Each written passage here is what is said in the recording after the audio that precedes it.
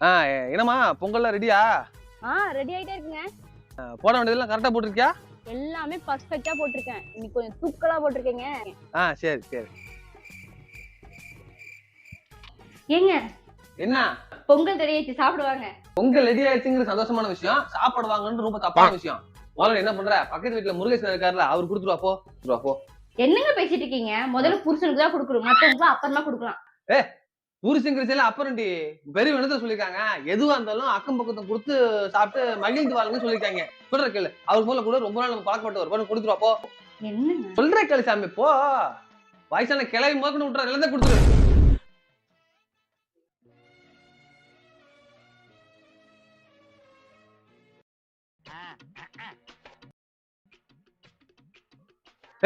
இவ்வளவு அர்ஜென்ட் எங்க உள்ள போற? வயிற்று வலிச்சா வெளியே போனதுன்னா பெட்ரூம் முடி உள்ள போய் போற. ஐயோ இல்லங்க, பக்கத்து வீட்டுக்காரங்களுக்கு பொங்கல் கொடுக்க சொன்னீங்கல்ல, ஆமா கொடுத்தனா சாப்பிட எல்லாருக்கும் நொர தள்ளிருச்சு. நொர தள்ளிருச்சா? சக்சஸ். என்ன ஒரு ஆனந்தம் அந்த கரடி முஞ்சனுக்கு. சக்சஸ். பாடா. என்னங்க அப்பாடாங்கறீங்க?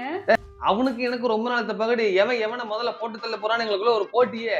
அவனை எப்படா போட்டு தள்ளுறதுன்னு யோசிச்சுக்கிட்டே இருந்தேன். எந்த ஐடியாவும் சிக்கல.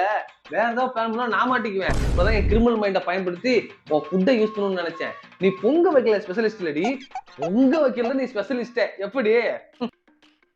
போடா வெண்ணெய். போடா வெண்ணையா? போடி.